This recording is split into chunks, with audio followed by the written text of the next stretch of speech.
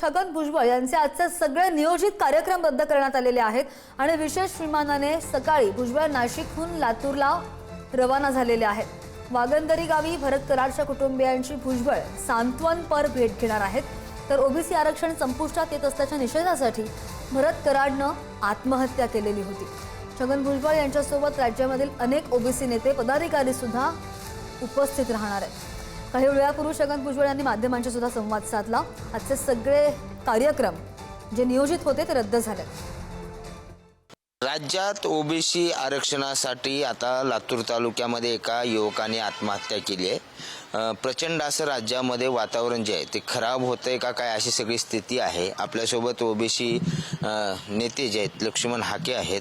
काय सांगाल तुम्ही? ही सगळी घटना अत्यंत दुर्दैवी आहे। छगन भुजबळ त्या ठिकाणी तातडीने सगळे कार्यक्रम रद्द करून निघालेत, मात्र ओबीसीचा अशा पद्धतीने आंदोलनाचा जो भाग आहे तो अशा पद्धतीने विकृतीकडे झालाय। असं म्हणता येणार नाही, पण महाराष्ट्रामधल्या सगळ्या तरुणांना माझी विनंती आहे, कुणीही असं टोकाचं पाऊल उचलू नये। आज भुजबळ साहेब जात आहेत, त्या कुटुंबियांना भेट देत आहेत आणि उद्या मीही जाणार आहे। आणि आज आमची शिरूर तालुक्यातल्या शृंगारवाडी गावामध्ये सभा होत आहे। हजारोंचा जनसमुदाय आणि नियोजन खूप मोठं आहे।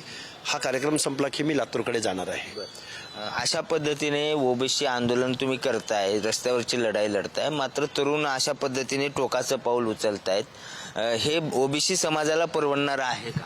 ओबीसी समाजाला तर परवडणार नाहीच, पण जी लोक अशा पद्धतीचे निर्णय घेतात त्या लोकांनी मात्र आत्मचिंतन करणं आवश्यक आहे।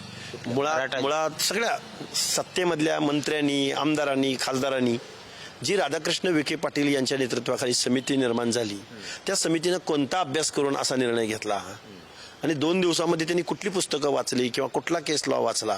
त्यांनी जर तो लॉ वाचला असता तर जबाबदार माणसांनी अशा पद्धतीचा GR काढला नसता की जो GR या महाराष्ट्रातल्या ओबीसीचं आरक्षण संपवणारा आहे। व्हिडिओ जर्नलिस्ट संपत मोरेसह बालाजी पोद्दार, पुढारी न्यूज, पुणे।